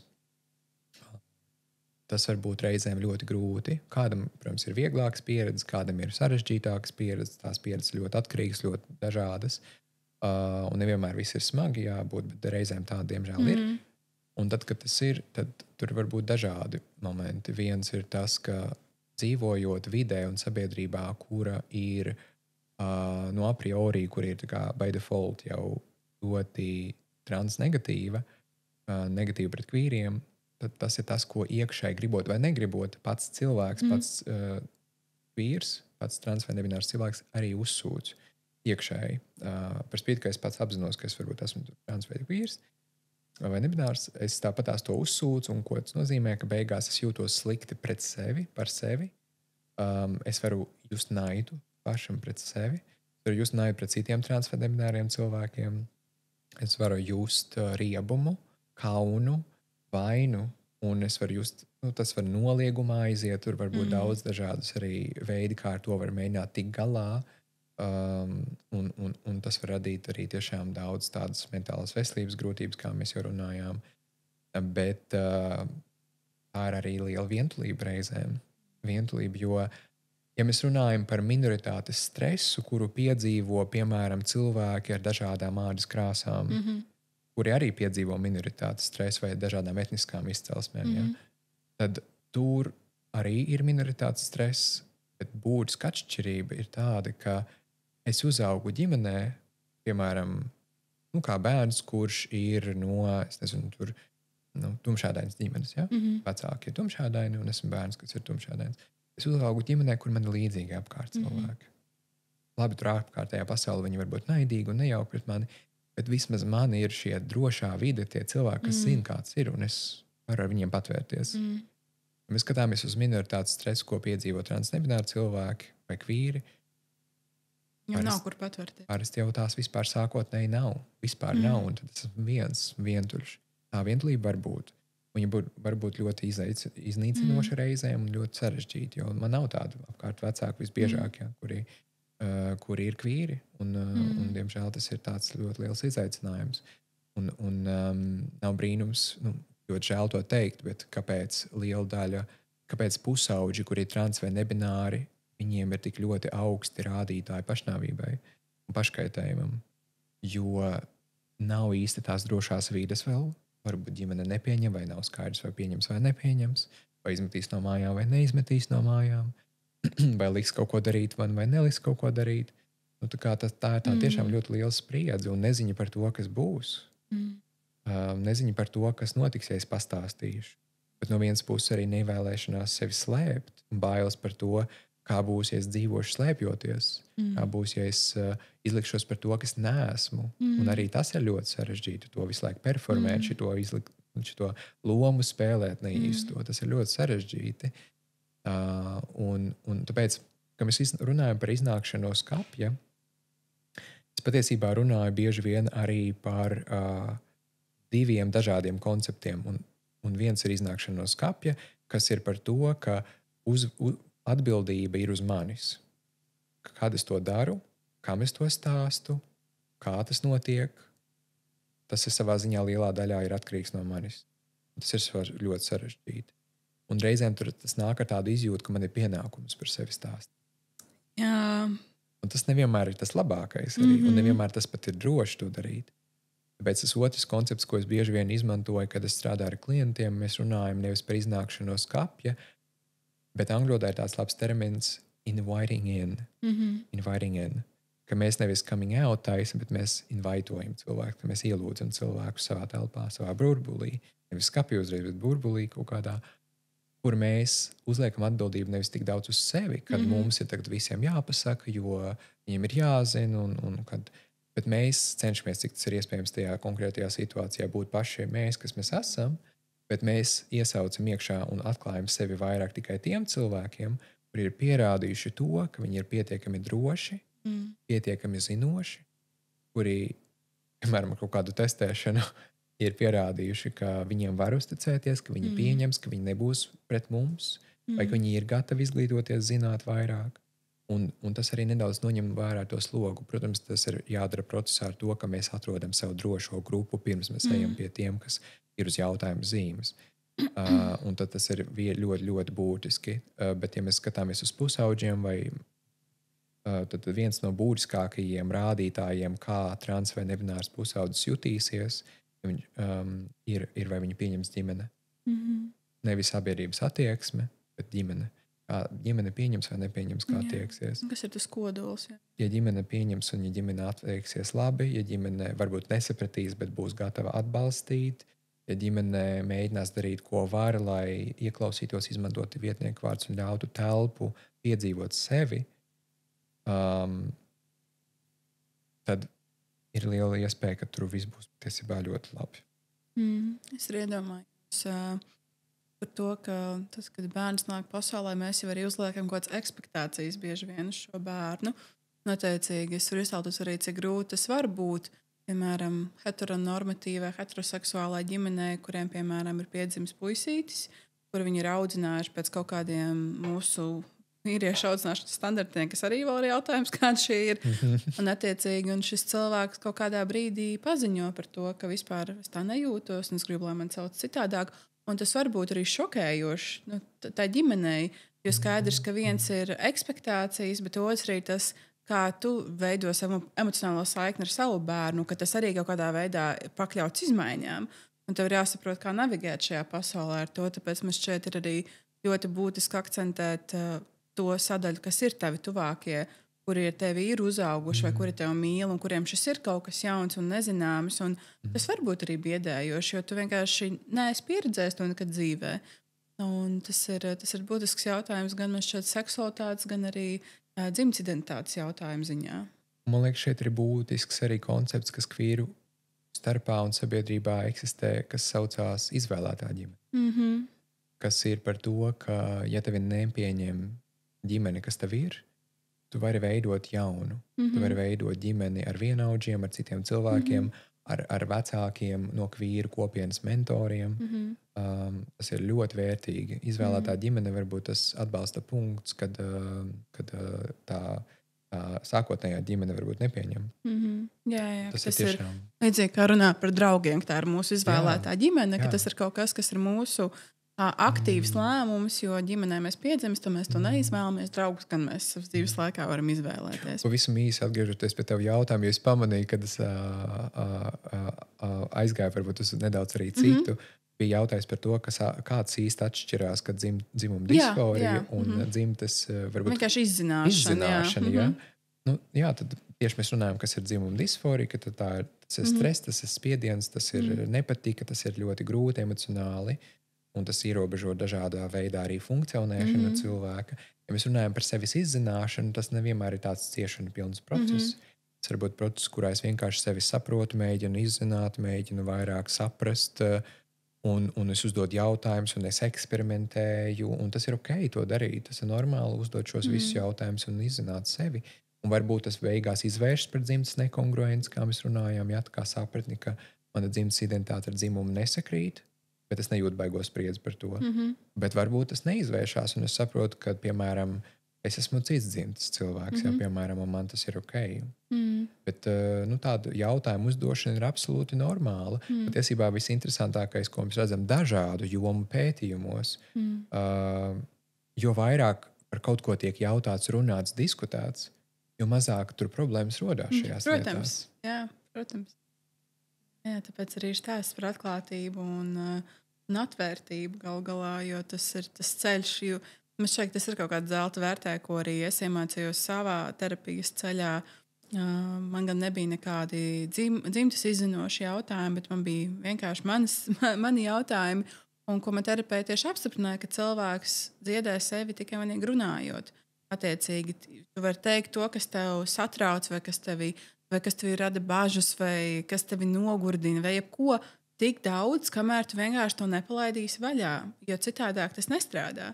Jo es viņai vienkārši pajautāju, vai terapeitē, vai tev nav apnicis, kas jau 3. reizi šo pieminu kādā 5 nedēļu intervālā. Viņa teica, es nekad nebūtu piefiksējis, ka tu šo piemini jau kuro reizi, kā tev šķiet, jo man tas šķiet pilnīgi dabiska sastāvdaļa no terapijas. Ka tu to runā, tā ir saruna, tā ir informācijas apmaiņa, un tas ir kaut kādā ziņā arī pārklājoši, ka terapija ir saruna. Tā ir daļa no tā. Es arī vēlējos jautāt, tu minēji par to atbalstu, par to, ka ģimene atbalsta. Viens ir tas, ka, piemēram, ģimene ir atbalstīta ar tava šī cilvēka vietnieku vārdu pieņemšanu, izmantošanu. Kas ir vēl veids, kā, piemēram, draugi un ģimene un tuvākie apkārtējie, kuriem tu kā cilvēks esi pavēstījis par savu nebinaritāti, piemēram, var tevi atbalstīt? Tas ir ļoti vērtīgi, ka var meklēt atbalstu citur, ne tikai visu sagaidīt no tā bērna vai pusauģa vai radinieka, kurš ir trans vai nebinārs, bet tas reizēm var būt jau ļoti daudz pašam mēģināt rūpēties par sevi, cīnīties ar visu, ar ko reizēm ir jācīnās paralēli tam, un vēl jāizglīto ģimene par to visu. Tā kā varbūt labāk nedaudz to slogu noņemt no tā cilvēka, un tiem cilvēkiem, kas ir ieinteresēti meklēt resursus ārpusē, kur tieši to var Latvijā meklēt. Tātad mums Latvijā ir Latvijas transpersonu apvienība Transformācija, ļoti vērtīga tur. Tur ir gan pasākumi, tur ir gan cilvēki kopiena, kur var sarunāties, tiešām arī nākt un vienkārši runāt ar cilvēkiem, iet uz pasākumiem, kas tiek organizēti, rakstīt, uzdot jautājumus. Tas ir vērtīgi. Tad vēl arī iet uz pasākumiem, kas tiks rīkoti Praida mēnesī. Mums tagad arī drīz būs, un būs arī daudzi pasākumi, uz kuriem ir vērts vienkārši nākt un klausīties un nedaudz sevi pieredzināt vidē, kas man var būt, un informācijai, kas man ir jauna. Tad vēl arī ir grāmatas ļoti daudz vērtīgas. Viena no tām, kuras var ieteikt, ja lasa angliski, ir Free to Be, Jack Turban, viņš ir ārsts, un man liekas, psihiatrs tieši, un ļoti vērtīga grāmata tiem vecākiem un cilvēkiem, kas vēlas vairāk saprast dzimtas identitāti, pusauģus ar dzimtas identitāti, kura nav cits dzimtas, un vienkārši saprast šīs lietas vairāk, kad nav vienkārši, jo ir skaidrs, ka vecāki var augt un būt arī paši tajā vidē, kurā nav šīs informācijas vispār necik. No vienas puses sagaidīt no viņiem, ka viņi visu zinās, tas nav adekvāti arī.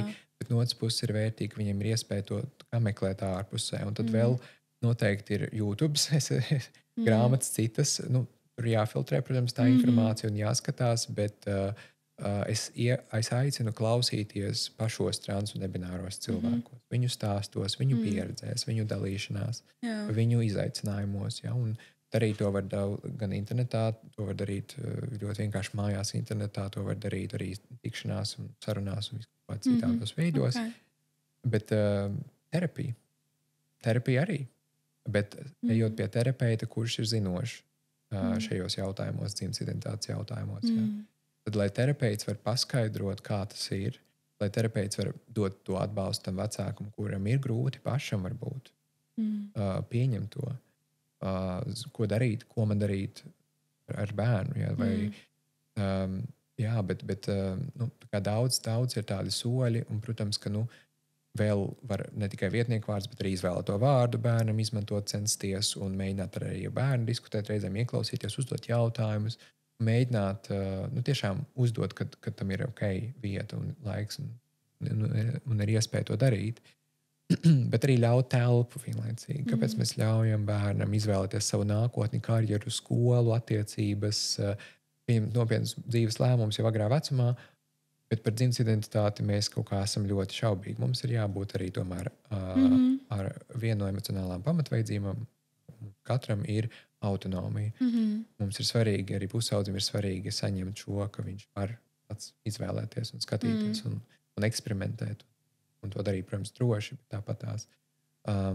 Es zinu, ka agrāk bija notikusi arī atbalsta grupa Rīgā vecākiem ar kvīru bērniem. Es nezinu, kā tagad ar to vai notiek vai nē, bet agrāk bija notikušas tādas grupas atbalsta, kurā varēja nākt un runāt ar citiem vecākiem, kuriem ir kvīru bērni, diskutēt un gūt šo atbalstu atkal jau. Tas ir ļoti vērtīgi.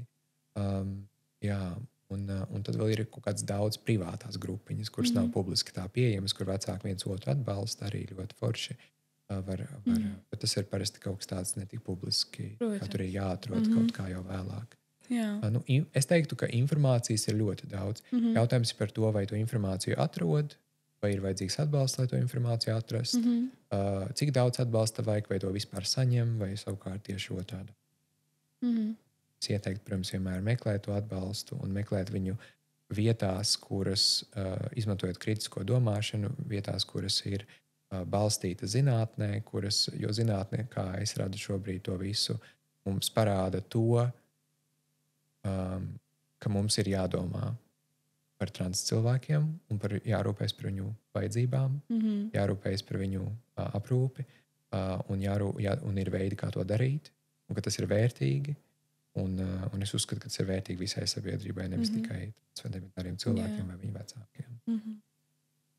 Un saki, ja mēs runājam par dzimumu identitātes jautājumiem un pārmaiņām, kas notiek neatkarīgi no šī vecuma posma, kā tas sasaistās arī ar seksualitātes jautājumiem? Respektīvi, vai tu savā pieredzē, kā terapeits, esi saskāries arī ar to, ka lielākā daļa nebināru vai drīzāk questioning cilvēku arī domā par to, par savu seksualitāti, vai tas drīzāk ir mīts, ka tas iet roku rokā, un kā vispār mainās šī pieredze ar seksualitāti un varbūt savām seksuālajām preferencēm? Es domāju, ka tas ir interesanti. Viens ir tas, ko citi domā par transnebināriem cilvēkiem, un otrs ir tas, kas tur patiesībā notiek. Un cik ļoti dažādi katram tā pieredze var būt arī. Bet, ja mēs runājam par tiem populāriem aizspriedumiem vai mītiem kaut kādiem, tur bieži vien notiek tāda transpersona vai nebināra cilvēka seksualizācija, kurā cilvēks tiek redzēts kā tāds vienīgais un tāds, viss, kas tur ir, tāds seksuālais objekts. Un tas ir arī tāds viens aspekts, bet tad otrs ir arī tāda dehumanizācija, dažādi cita veida, arī, ka transnebināriem cilvēkiem īsti jau nav tur paigi nekādas vēlēšanās gar seksu, vai tā nav. Un tad tas ir ļoti individuāli, kā katrs trans vai nebinārs cilvēks jau piedzīvo. Tad atkal ir tie, kuriem dzimuma disforijas dēļ ir ļoti grūti piedzīvot sevi seksuāli. Un tad tur ir jāstrādā ar dzimuma disforiju un jāstāsta, ko tur var darīt, gan dzimtas apstiprinošās aprūpes ziņā, gan hormonu terapijas, vai ir nepieciešams, vai arī terapijas, jo kaut kādā ziņā terapija kaut kur arī var palīdzēt, ja mēs runājam par seksu un seksualitāti kaut kādā kontekstā. šī terapija arī kaut kādā veidā palīdz. Nu, es vienkārši pieļauju, ka tad, kad ir šis kaut kādas pārmaiņas tevī, kā ar jebkuru dzīves norisi, libido arī var būt zemāks, jo vienkārši ir tik daudz stresu. Ir tik daudz cits, par ko svarīgāk savā ziņā, par ko raizēties. Vai terapija var šajā ziņā arī uzlabot seksuālo performanci? Nevis tikai tādā aspektā kā performance, bet drīzāk pieredzi, dzīvi un to šķautni. Es domāju, jā, jo tas ir par to, ka pilnībā dzimumu savu nomainīt nevar. Tā ir tā realitāte. Un tas ir tas, kas reizēm ir vieglāk, reizēm ir grūtāk to pieņemt. Tāpēc tā ir dzimtas apstiprinošā aprūpe, nevis dzimuma maiņa. Jūs tā pilnvērtīgi dzimumu nomainīt nevar. Un tāpēc, tad, kad ir sasniegts kaut kāds punkts ar intervencēm, ko es jūtos sev vērti, ka esmu paveicis, man ir jāskatās, cik man ir joprojām dzimuma disforija, ja tāda vispār ir, un kurā veidā viņa man iespaido manu ķermeni, ja tas ir īpaši saistīts, piemēram, ar seksualitāti. Un tur ir jāskatās, kad es esmu paveicis to, ko es visu varēju, cik daudz es varu tagad strādāt pie tā, ka es varu pieņemt lietas. Pieņemt lietas, kuras izmainīt varbūt nevarēšu. Un pieņemt to, ka mans ķermenis kaut kādos aspektos būs tomēr tāds, lai gan es daudz pie viņa esmu strādājis varbūt, un esmu izdarījis visu, ko es biju vēlējies, kā es būtu gribējis. Un kā tas ķermenis var nebūt, viņš ir ideāli tāds. Un tad tas ir arī kaut kas tāds, kur tā terapija var palīdzēt, kur var skatīties, kur es varu nepiedzīvojot pārāk pārmērīgu dzimumu disforiju, tomēr piedzīvot sevi seksuāli, jo man tas ir svarīgi, ja es neesmu aseksuāls. Kā es varu piedzīvot sevi un baudīt sevi, un baudīt sevi attiecībās ar citu cilvēku un piedzīvot šo te baudu. Libido var mainīties ļoti atkarīgs arī no cilvēka. Ir tiem, kuriem libido testosterona terapijas ietveros pavairojas, un ir tiem, kuriem savukārt, piemēram, estrogēni, bet arī nevienmēr no estrogēna mazinās libido, citiem tieši paaugstinās, jo lielāka apmierinātība ar ķermeni rodās. Tā kā tur ļoti daudz dažādi tādi aspekti, nav viens tāds nozīmīgs uzreiz rādītājs visiem. Tā kā tur var notikt pārmaiņas, un par to ir jārunā ar endokrinologu. Tā kā tas ir tas, kur ir tā vērtīgā sadarbība arī nepieciešama, vajadzīga. Bet tie izaicinājumi var būt par to, kā mans ķermenis mainās, kā es ar to jūtos, jo ir citiem tā, ka es varu justies ērtāk. Piemēram, ja mēs runājam par cilvēkiem, kuriem dzimums pie dzimšanas ir sieviešu, bet cilvēks ir nebinārs, lieto testosteronu terapiju, vai, piemēram, cilvēks ir transvīrietis. Ja? Tas, ko mēs varam redzēt, tas, ka vulva var palielināties, klitors var palielināties, ārējā ģenitālijas var palielināties, un tas var atgādināt nedaudz vairāk izmērā jau arī dzimuma locekli dažiem cilvēkiem. Un tas kādam liek justies labi. Kādam tas var nepatikt. Tur ir atkal jautājumi par to, kā ar to būt, vai tur ir jāveic kādas intervences, vai tas ir kaut kas, ko es jūtu, ka es vēlos pieņemt ar laiku, vai savukārt ir kaut kas, ko es gribu darīt ar to. Kā tur ir jāskatās. Tur ir atkal ļoti individuāls tās dažādās pieredzes. Ja? Un tad atkal vēl viens mīts ir, ka visi vai lielākā daļa trans cilvēku vai nebināru cilvēku vēlas veikt ķermeņa apakšējās daļas, operācijas kaut kādas. Bet tā nav vienmēr. Liela daļa cilvēku pirmkārt to atļauties nevar, tas ļoti dārgi. Un otrkārt, pat ja var atļauties, to negrib darīt, jo arī tas ir labāk, ērtāk, jo tās operācijas arī nevienmēr ir labākās, tur nevienmēr tas rezultāts ir tas, ko es tiešām beigās gribu, un tad tur jāskatās, kā ar to visu. Kādam ir labs, kādam, protams, ir labi, tur arī tās pieredzes dažādas. Latvijā arī var veikt? Apakšējās ķermeņa daļas operācijas par Latvijas neesmu dzirdējis, ka mums eksistē. Es skatījos, ka uz tā aizeme brauc bieži vien, un Turcija nemaldos arī. Turcija, tā aizeme un Āzijā es dzirdēju, un ASV. Jā, tā kā Latvijā, Eiropā bija, bet, man liekas, Vācijā un Francijā bija arī. Bet bija noteikti vēl kaut kur, bet tā kā tiešām ļoti daudz ir aspekti dažādi, bet tas, ko es dzirdu, bieži ir tas, ka ar hormonu terapijas uzsākšanu tiem trans vai nebināriem cilvēkiem, kuriem hormonu terapija ir bijusi vajadzīga, cilvēks var justies labāk, vispār emocionāli caurmērā. Netiešā veidā var mazināties depresija vai trauksme, kas tur varēja būt iepriekš. Un arī bieži vien var mazināties arī kaut kādas raizes seksā. Raizes par savu ķermeni, vai kauns par to. Protams, tas nav viss automātiski, tā nav panacēja, bet vienlaikus tas var būt saistīts dažādiem cilvēkiem. Tas var ļoti būt palīdzoši un vērtīgi. Bet tie procesi, kas notiek, viņi tiešām ir ļoti dažādi. Dažreiz ir tā, ka es uzsāku, piemēram, cilvēks ir pie dzimšanas, pieņemsim, sieviešu dzimums pie dzimšanas, un es uzsāku lietot testosterona hormonu terapiju, un es sāku justies ērtāk ar to, ko es redzu ķermenī savās pārmaiņās, un par to, kas man agrāk bijis neērts, es nejūtos tik neērti vairāk. Un tas tiešām var mainīties, kaut gan agrāk nelikās, ka tā būs. Saki, lūdzu, par transpersonām runājot, kā vispār ir pieņemts kvīru komunās, ja precizējot LGBTQ+ komunās, kurā brīdī ir korekti cilvēku saukt par transpersonu, un kurā brīdī ir tomēr korekti saukt šo cilvēku, teiksim, par vīrieti vai par sievieti, vai tas ir kaut kas, ko šis cilvēks autonomi izvēlās, un mēs cienam šī cilvēka izvēli, vai ir kaut kādas vadlīnijas noteikts, kas ir varbūt tādas common knowledge šajā kopienā. Un, kā labāk, piemēram, iesācējiem, kuri vēlās saprast, kā labāk šajā komunā runāt no sērijas, un kā labāk būt iekļaujošiem, un kā būt cieņpilniem, kas varētu būt vadlīnijas šiem jautājumiem? Man liekas, tas vienkāršākais ir, kādi ir tavi vietnieku vārdi, kā tevi sauc un kā tu identificējies. Ja tas ir kaut kas, ko es vēlos noskaidrot, tad es to tādā veidā arī varu noskaidrot. Ja cilvēks man to ir gatavs pateikt, viņš to pateiks, ja nē, tad nē. Protams, jāskatās, kurā vietā un kādā situācijā tas tiek viss jautāts, bet tas ir adekvāts jautājums lielākajai daļai cilvēku. Tas ir kaut kas, ko var uzdot. Jautājums ir, kā mēs reaģējam uz to, ja cilvēks pasaka, ka identificējas kā vīrietis vai sieviete, bet mēs zinām, ka cilvēks ir trans, un tad mums ir izjūta, ka mums ir jāsauc viņu tomēr par trans sievieti vai trans vīrieti. Tad mums ir jāciena tomēr, ka cilvēks sauc sevi par vīrieti vai sievieti.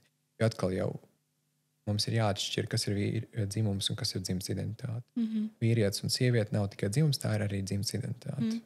Un tāpēc ir cilvēki, kuri tā kā trans un nebināri cilvēki, viņi apzinās savu dzimumu. Viņi zina, ka viņiem ir dzimums, ar ko viņiem dzimts identitāte nesakrīt.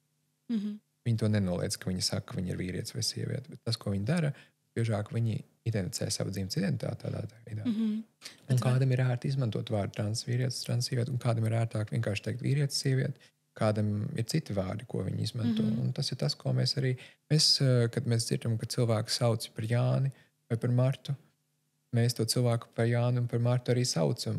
Mēs parasti neskatāmies, nē, tu izties pēc Edgars, tāpēc, ka vairāk saukšu, jo man tā vairāk patīk. Bet tad jautājums ir, kā tu minēji, šis ir vienkārši filozofisks dabas jautājums, ka lielākoties trans cilvēki, dzimuma identitātes maiņas cilvēki apzinās un nemaz negrasās piedēvēt to, ka viņu dzimums būtu sieviete, lai gan viņi piedzimuši kā vīrieši, respektīvi, ka tas stāsta par dzimtas identitāti, nevis par dzimumu, jeb seksu, angliski runājot, bet tajā pašā laikā, piemēram, pasē jau parasti norāda dzimumu. Respektīvi, vai tas ir, vai to var kaut kādā veidā, vai tas neiet pretrunās viens ar otru, vai arī kā to labāk paskaidrot auditorijai, kura, piemēram, ir tādā mūsumā par šo jautājumu. Vai tu vari pārformulēt, kā to domā, varbūt, lai saprotu pareizi? Respektīvi, piemēram, tu minēji sarunā, ka lielākā daļa šo cilvēku sevi identificē dzimtes ziņā kā sievieti vai vīrieti. Tur arī patiesībā jāpaskatās, jo ir cilvēki ne tikai, kas nav kvīru kopienā, bet arī, kas ir kvīru kopienā, kuriem reizēm jūg, kas ir dzimts identitāte un kas ir dzimums. Tā kā nav tā, ka visiem ir universāla izpratne par to, šo visu, ko mēs tagad runājam. Tāpēc arī es parasti esmu par to, lai dzimtas identitāte, nevis dzimuma identitāte, jo tas tiešām vēl vairāk ļauj mums saprast, ka tās ir dažādas lietas, jo tiešām tas reizēm vienkārši jūg. Un tad reizēm tas var radīt situācijas, kurā tas iet pretunā, bet tas, ko šeit uzreiz gribu teikt, atvainojiet, ka es to pārtraucu, tikko pavadīju, ka es to pārtraucu, bet kur mums ir svarīgi tas mūsu dzimums, ja viņš atšķirās tīpaši no dzimtas identitātes. pie ārsta apmeklējot. Jā, Kaut kādās specifiskās, varbūt, situācijas drošības vieta, pasta kontrolē. Kaut kur tā, bet tā ikdienā, sarunā, sabiedrībā, veikalā, skolā, darbā. Tas varbūt seksuālās pieredzēs, kur pieredzēs, tas man šeit ir jānokomunicē kaut kādā. Jo tas ir kaut kāds bija arī posms, kas bija panesies no sērijas kā joks iz dzīves vīriešiem, kur ir iepazinušies ar smuku meitu. Izrādās, ka viņi ir vīriešu ģenitālijas un ak dievs un vispārībā es to nebiju. Un tas ir skaidrs, ka visticamāk jau tu viņu uztver pēc viņas dzimtas identitātes šo sievieti, ka tu iespējams arī nemaz nenojauti, ka tā ir transpersona, jo varbūt arī nav jānojauš, respektīvi šis cilvēks vēlās izskatīties tieši tā. Jā, varbūt jautājums drīzāk ir par to, vai tev šķiet, ka tas ir jānokomunicē pirms tam par šīm ģenitālijām? Šis ir, man liekas, tas pat vairāk ir nevis par to dzimumu, bet par to, kādas mums ir ģenitālijas. Un vai mēs par to runājam atklāti, kad mēs to sakam, vai mēs to pieņemam, ka tur ir kaut kas, un tad mēs redzam kaut ko citu vai nē. Šis, man liekas, tas tāds ļoti personīgs jautājums. Katram ir kaut kāda sava pieeja. Man liekas, tur nav viens vienots obligāts standarts. Ir cilvēki, mums jāskatās uz to, kāda ir individuāla cilvēka vēlme, kā cilvēks pats jūtas ērti nokomunicēt to vai nenokomunicēt to, kurā brīdī un kāpēc jā vai kāpēc nē. Un kāda ir sabiedrības vai citu cilvēku attieksme. Ja sabiedrībā cilvēki ir atvērti, tad tas ir baigi forši un varbūt to var darīt vairāk. Ja nē, tad varbūt tas nav tik vienkārši un tik viegli uzreiz to darīt. Es drīzāk domāju, ja tas ir kaut kas, kas jau, kā lai mēs to tagad aprakstam, nevulgarizējot situāciju, piemēram, ir stāsts par ļoti, ļoti banāls piemērs. Viens nakts sakars. Respektīvi, jūs viens otram patīkat, simpatizējat, jūs gribat pārrulēt viens ar otru. Gadījies ir man šeit ar praktiski visiem šīs pasaules iedzīvotājiem. Tu esi transpersona. Vai tā ir tava atbildība nokomunicēt, ka tavas ģenitālijas neatbilst tavai, teiksim, dzimtas performancei, vai arī tas nav, vai tā arī nav tava atbildība? Kur tavuprāt ir šis te tāds, kur ir robežlīnijas starp šo? Ja es strādāju ar klientu, kurš nāk ar šādu jautājumu par savu pieredzi, es būtu atkal domājis, atgriezis atpakaļ pie emocionālām pamatvajadzībām. Kādas emocionālās pamatvajadzības tiks apmierināts ar to, ka es neteikšu to vai teikšu to, kurā brīdī es to teikšu, vai, piemēram, mana vajadzība pēc drošības tiks apdraudēta, ja es to neteikšu uzreiz. Vai tas būs risks man, ka es to pateikšu vēlāk, vai tieši labāk sākumā kaut kā pateikt par to.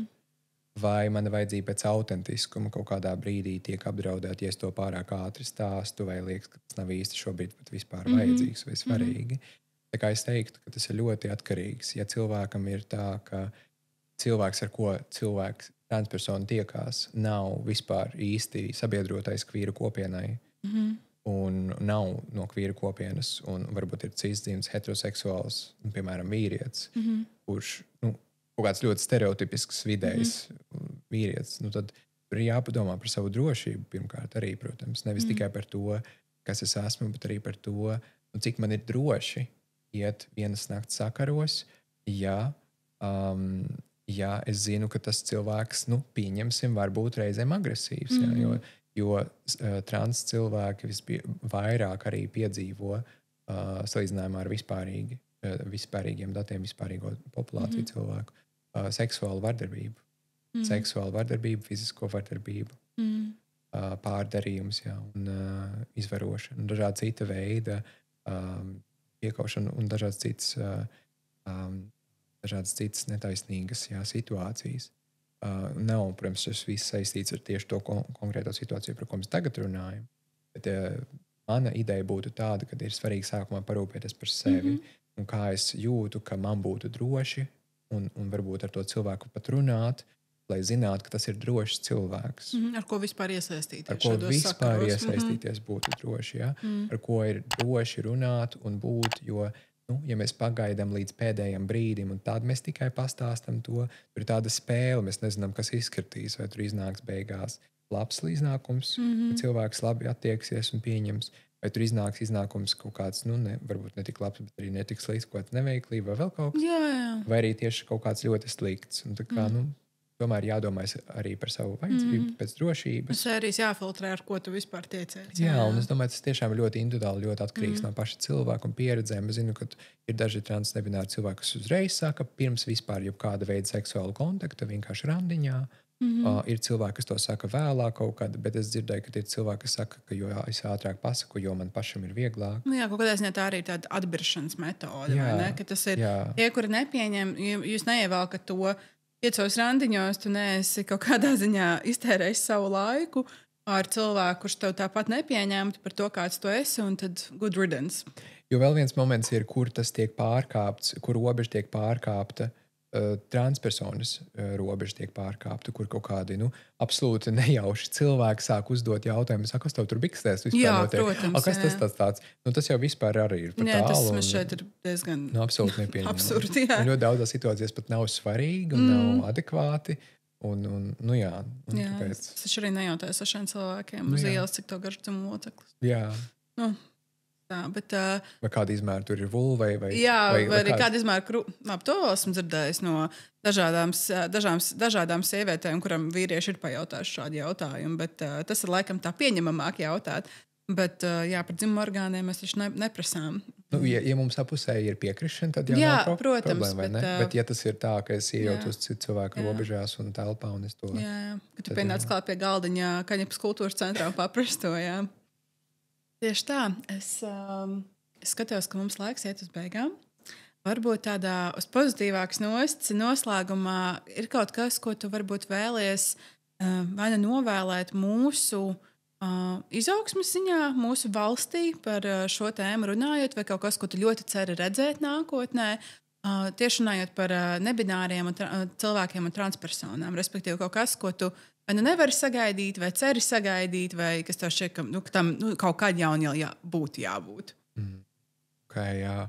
Man ir vairāki punkti šeit. Viens no tiem ir, un tas ir laikam tāds pirmais, jo man liekas, tas ir savā ziņā vienkāršāk organizējums punkts. Kvalitatīva, pietiekama izglītība speciālistiem, kas strādā ar trans vai nebināriem cilvēkiem, vai vispār patiesībā speciālistiem, kas strādā medicīnas, psiholoģijas un arī sociālā darba jomā, faktiski, lai cilvēkiem būtu kvalitatīva izglītība, pietiekama izglītība, zināšanas, jo tiešām arī medicīnā šīs zināšanas absolūti trūkst. No kolēģiem, ar ko es runāju, kas ir ārsti, kas ir arī nesen beiguši. Esmu pārsteigts, bet par Latvijas situāciju. Tāpēc man ļoti gribas, kad mums veidojas kvalitatīva izglītība, kvalitatīva saturs, ko mēs nododam, lai vispār varētu sniegt šo aprūpi un atbalstu. Tas ir viens punkts. Otrs ir, man ļoti patīk cerēt, ka rūpes un iejūtība, līdzjūtība tādas ļoti spēcīgas lietas. Un tas ir tas, kas patiesībā vairo to labo mūsu dzīvēs, ka mēs esam līdzjūtīgi pret citiem. Un tas nav vienmēr vienkārši, ir īpaši pret tiem, kas mums liekas atšķirīgi, bet tas ir kaut kas, kas var būt ļoti nozīmīgs un kaut kas tāds, kas var veidot tiešām ļoti patīkamāku vidi visiem. Gan cilvēkiem, pret ko ir vērsta līdzjūtība, gan cilvēki, kas to līdzjūtību paši pauž, vairojot sev patīkamās izjūtas un pieredzes. Un es domāju, ka līdzjūtība, pieņemšana un varbūt sapratne, dažādība, tās ir tās lietas, uz ko ir jātiecās un būšana ar to ērtībām. Tas ir tas, kas tiesībā vieno vēl vairāk un vēl vairāk rada iespēju labklājībai mums visiem, es uzskatu. Un vēl viena lieta ir, es vēlos, lai mēs vecākiem, kuriem ir grūti pieņemt savus bērnus, trans un nebināros bērnus, kvīru bērnus, aicinātu viņus iet pēc palīdzības pie speciālistiem, lai risinātu savas grūtības saistībā ar to. Un tas ir tiešām par tādu līdzjūtīgu ieteikumu, par to, ka tas nav vienkārši, bet ir iespēja saņemt palīdzību. Tas ir varbūt ļoti vērtīgi un ļoti atvieglojoši un ļoti patīkami beigās, kad es necīnos ar kaut ko viens, un ka es patiesībā saņemu atbalstu, kas palīdz būt visā šajā. Jā. Tad man gribas tādu vēstījumu nodot, un vispār tās emocionālās pamatvajadzības, tas nāk no schēmoterapijas, viens no terapeitiskiem virzieniem, kur es pārstāvu. Ļoti, ļoti jauka terapija, un es aicinu arī, ja kādam ir interese, palasīt vairāk par emocionālām pamatvajadzībām no schēmoterapijas, un tās visiem mums ir. Parūpēties par to, kā mēs savas varam apmierināt, bet arī neapdraudēt citu cilvēku emocionālās pamatvajadzības. Jā, skaisti. Paldies tev liels par sarunu. Paldies par skatīšanos un klausīšanos. Tad jau tiekamies nākamajā.